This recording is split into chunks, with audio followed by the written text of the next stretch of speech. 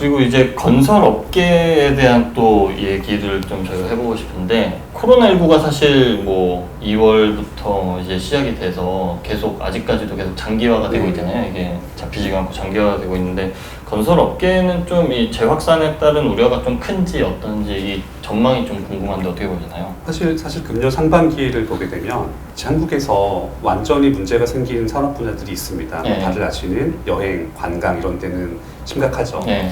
그런데 그런 분야에 비해서 건설업계가 받은 타격은 사실 크지가 않습니다. 왜냐하면 이제 일부 현장이 정지된 적도 있었고, 특히 이제 지역에 따라서는 코로나 초창기에 대구 지역에서는 많은 현장이 섰었습니다. 네. 그런데 그때가 지나고 나니까 큰 문제가 제기되지 않는 거죠. 이게 왜 이런 거냐면, 사실 저희 한국 사람들이 기본적으로 코로나 문제에 대해서 민감하게 사전 대응하는 부분이 있는 겁니다. 그러니까 어떤 확진자가 현장을 다녀갔다. 그러면 일단 현장을 세우고 방역을 한 거죠. 그래서 이런 부분은 문제가 생길 수 있습니다만은 건설업 자체가 힘들어질 것이다라는 것은 지금으로서 힘듭니다. 또 이런 판단을 낼 수 있는 근거의 하나로는 국가적인 경기가 안 좋아지게 되면 일반적으로 건설 투자를 늘리는 경우가 많습니다. 지금 저희가 작년부터 보더라도 작년에 코로나 문제가 없었지만 이제 정부 정책 기조가 건설 투자를 늘리는 쪽으로 바뀌었죠, 작년부터. 실제로 2019년도에 국내 경제 성장률이 2%를 찍었을 때 이 2%에 가장 큰 영향을 미쳤던 요인은 작년 4분기에 있었던 건설 투자의 증가였습니다. 따라서 이미 건설 투자가 경제 성장률에 미치는 영향을 확인했기 때문에 올해에도 건설 투자는 계속 늘리려는 것이 정부 정책입니다. 그래서 이런 부분을 감안하게 되면 건설업계가 뭐 코로나 때문에 전망이 어둡다고는 말하기 어려운 상황입니다. 그 해외 건설 수주 같은 거는 뭐 좀 큰 영향이 없나요? 거기는 좀 어때요? 해외에 있을 수밖에 없죠. 그러니까 저희가 생각을 쉽게 하면 이런 겁니다. 해외에서도 조그만 건축물 같은 것은 알아서 지어요, 그쪽에서. 그러니까 이런 것들이 이제 국제적으로 발주가 나가고 해외 업체까지 들어가는 것은 작은 건축물이 아니라 큰 사업이 되는 거죠. 그런데 이런 큰 사업에 대해서 이제 입찰에 참여한 업체들이 견적을 내거나 어떤 세부 계획을 세우기 위해서는 현장 실사도 해야 되는 거고, 이제 관련된 발주처와 협의도 하고 뭐 이런 과정이 있어야 되는 겁니다. 근데 지금 코로나 때문에 그 과정이 막혀 있어요. 따라서 해외 건설에 한정한다면 코로나 때문에 생기는 악영향이 매우 크다고 해도 맞는 말입니다. 그러니까 해외 수주는 일단 엄청 영향을 많이 받을 수밖에 없는 그런 상황인 거잖아요, 그죠? 네, 맞습니다. 코로나 때문에 영향을 받고 있는 해외 국가들이 그 나라도 경제 성장률 등의 효과를 노리고 건설 투자를 늘릴 수는 있죠. 그런데 그런 경우에는 그 국가들이 늘리는 건설 투자를 대한민국 건설사가 받아온다는 보장이 없지 않습니까? 그렇죠. 그래서 이 부분에 대해서는 저희가 뭐라고 확답할 수가 없습니다. 단지 코로나 때문에 종전보다 어려워졌다라는 게 맞는 내용입니다. 그리고 뭐 업계에서 뭐 그냥 제가 뭐 간혹 듣기로는 이런 SOC 사업이라든지 이런 것들에 대한 투자가 더 필요하지 않느냐 뭐 이런 얘기도 좀 나오고 있는데, 이거에 대해서는 좀 어떻게 보시나요? 사실 SOC 투자라는 게 업계와 업계 바깥에서 평가하기가 좀 애매한 사안입니다. 건설업계에서 얘기하는 것은 이제 건설 투자가 이제 각종 영향이 미치는 효과가 크기 때문에 건설 투자를 늘려야 한다라는 주장을 하면서 대표적으로 SOC 투자를 들고 있는 겁니다. 그런데 이게 또 애매한 것이, 그렇다면 과거가 아닌 지금 시점에서 SOC 투자를 얼마만큼 하는 게 가장 최적이냐라는 것을 결정하기가 어렵습니다. 무조건 늘려야 한다, 무조건 줄여야 한다, 이런 내용에 대해서는 왈가기가 어려운 거고요. 다만 지금 SOC 분야와 관련해서 건설업계가 어렵냐라고 하면은 이 얘기는 3년 전쯤으로 간다면은 맞는 얘기입니다. 왜냐하면 지금 정부가 들어서면서 SOC 투자를 줄이겠다고 공언을 했고 실제로 2년간 줄였습니다. 그래서 그 시점에는 이게 맞는 얘기였는데 작년부터 건설 투자가 늘었어요. 늘으면서 올해도 늘었고 코로나 이슈가 더해지면서 건설 투자, SOC 투자가 다 같이 늘어나는 추세입니다. 금년도, 내년도, 내후년도를 봤을 때 SOC 투자가 줄어들 것이냐라고 하면은 지금으로선 그렇게 보기가 어렵습니다. 그럼 이게 아까 말씀하신 대로 코로나에 따른 국가적 위기 상황에서 경기 부양의 목적 뭐 이런 걸로 이제 투자 금액이 늘어났다 이렇게 보면 되는 건가요? 그렇게 보셔도 맞습니다. 그래서 이제 전반적으로 코로나 이후에 주택시장에 대해서 여러 전망들이 많은데, 어떤 연구원분들은 내년부터는 부동산 시장도 좀 꺾일 거다 뭐 이렇게 보시는 경우도 있고, 또 뭐 별 영향이 없을 것이다 이러한 경우도 있는데요.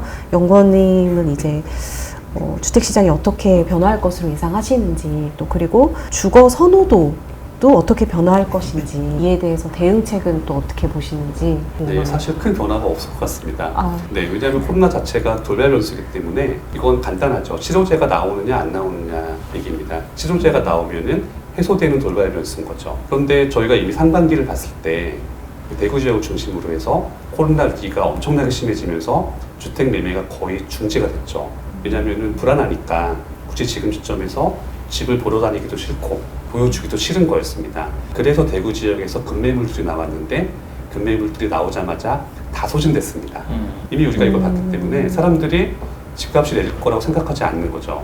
그리고 금년 상반기 중반기를 거치면서 서울 지역을 보더라도 마찬가지였습니다. 서울 지역에서도 시세보다 싼 급매물이 나왔을 경우에는 다 소진됐습니다. 그래서 코로나 때문에 부동산 시장이 큰 충격을 받고 하락할 것이다 이렇게 보기 어렵고요.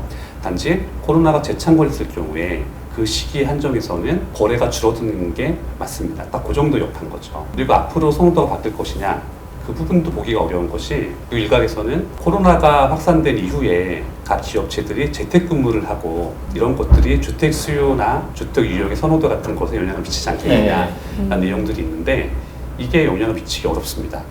왜냐하면 지금 기본적으로 재택근무를 살펴보게 되면 재택근무 자체만 가지고 장점을 따져보면은 이론적으로 여러 가지가 나옵니다. 일단 출퇴근도 할 필요가 없죠. 힘들지가 않습니다. 그리고 직장에 나갈 때는 옷도 좀 갖춰 입어야 되는데 재택을 하면 그럴 필요가 없는 거죠. 그리고 회사 입장에서도 사람이 출근을 하면 업무 공간을 마련해 줘야 되는데 업무 공간을 줄 필요가 없으니까 이제 고정 비용, 즉 임대료 같은 것들이 줄어들게 됩니다. 이렇게 되면 재택 근무에 매우 큰 장점이 있는 건데 그렇다면 이 얘기가 지금 처음 나온 거냐고 하면 이게 그렇지가 않아요. 이게 이미 수십 년 전에 미국을 중심으로 해서 재택근무가 한때 유행이었습니다. 특히 한국보다 출퇴근 거리도 멀고 기타 등등 요인이 많은 곳에서는 이게 더 혹했겠죠. 이 내용에 대해서. 그런데 지금 와서 보면은 미국에서도 재택근무가 원래 안 많았어요. 이 기본적인 이유가 뭐냐면은 재택을 하게 되면 생산성이 안 나옵니다. 집에서 일찍 나가는 게 아니라 재택을 하게 되면 늦잠을 자기 싶기도 하고 또 집에 애기들도 있죠. 그다음에 뭐 집안일도 있고 이런 것들이 많아서 실제로 지금도 국내에 보게 되면 재택근무가 길어지면서 이 많은 분들이 재택을 하시는 것이 아니라 집 근처에 있는 카페에 가서 일을 하시게 됩니다. 이제 이런 부분들이 바로 생산성 문제가 걸려 있는 거죠. 앞으로 코로나 치료제가 나와서 이 문제가 해소되고 나면 일반 기업체들은 뭐 특정 분야나 일부 분야를 제외하고는 다시 종전의 모습으로 돌아갈 겁니다. 그리고 이렇게 되면 이제 주택 유형이나 이런 양상에 대한 선호도도 다시 회귀되는 것이 맞습니다. 국내에 가는 미국에서는 뭐 일부 얘기가 있죠. 시내 중심가에 가면은 코로나 감염 위험이 높으니까 중심가 아파트보다는 교외의 주택이 더 인기가 있다 이런 얘기들이 있죠. 그런데 그런 얘기들은 그 나라 얘기인 거죠. 그 나라들은 마스크 잘 안 쓰고 감염자가 많았던 곳이고 우리는 또 그렇지가 않지 않습니까? 그래서 한국에서 재택근무가 확산되기도 어렵고 또 같은 맥락에서 코로나 때문에 주택시장이 크게 영향받을 것이다. 이렇게 보기도 지금은 어렵습니다. 결국에 그런 건가요? 재택근무 자체를 많이 하지 않게 될 것이다. 결국에 뭐 지금 이제 좀 확산세가 좀 셀 때만 좀 이제 기업들이 나서서 하는 건데.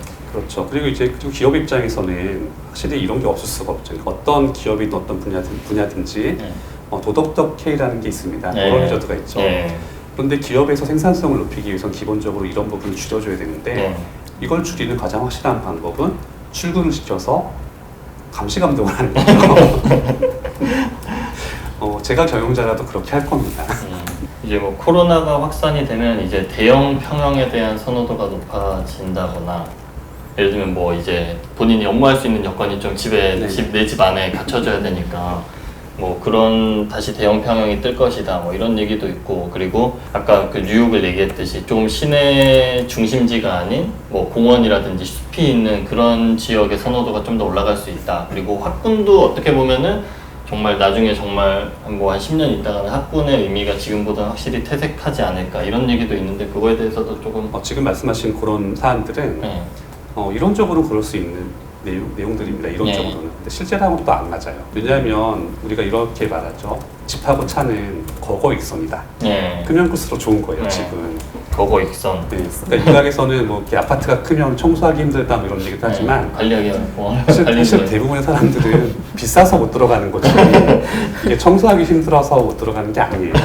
그래서 당연히 코로나가 있건 없건 이제 큰 집에 대한 수요는 당연히 좋은 거고 네. 집에 방도 여러 개가 있으면 좋은 건데 네. 관건은 가격이죠. 네. 가격과 이제 개개인의 재정 여력입니다. 이제 그리고 공원 같은 경우에는 이 부분도 국내에서는 또 크지가 않아요. 왜냐면 우리가 마스크를 워낙에 잘 쓰고 이제 방역 체계가 잘 돼 있기 때문에 이제 흔히 말하는 공세권, 숲세권 이런 네. 맥락에서 이제 그것이 더 좋은 사람들도 있고 아니면 이것보다 도심이 좋은 사람들이 있는 거죠. 이런 부분은 개인의 선호하고 가격에 대한 얘기입니다. 코로나하고는 약간 거리가 있습니다. 그리고 학군이 쇠퇴할 것이냐 이제 이 부분도 사실 코로나 문제는 또 안에 있는 사안입니다. 지금 대한민국의 출생 인구가 감소하고 있죠. 감소하고 있어서 앞으로 10년, 20년 지나면 대입 연령들이 확 줄어들게 됩니다. 자, 그럼 저희가 또 생각해 볼 것이 그럼 그렇게 학령 인구가 줄어서 대한민국의 전체 대학 진학 자수가 줄어들게 되면 명문대에 대한 선호가 없어질 것이냐? 그렇게 보면 그렇지 않을 거라고 보는 게 맞는 거죠. 네. 그러니까 인구가 줄어도 명문대나 좋은 직장에 대한 선호는 똑같습니다. 네. 이제 그렇게 되면 출발점인 명문 학교에 갈 수 있는 준비를 쉽게 할 수 있는 것 이런 것들이 흔히 얘기하는 학군이 됩니다. 네. 그런 학군에 대한 수요는 또 꾸준하다는 얘기가 되는 거죠. 그래서 앞으로도 학군에 대한 수요는 코로나와 무관하게 지속이 될 거라고 예상합니다. 결국에 내년에는 또 올해와 마찬가지로 집값은 오르겠네요. 네, 지금으로서 결론적으로. 오를 가능성이 높습니다. 다들 이렇게 빨리 집 사시고 부자 되셔서 부동산 걱정 안 하셨으면 좋겠습니다. 네, 알겠습니다. 오늘 말씀 감사합니다. 감사합니다. 네.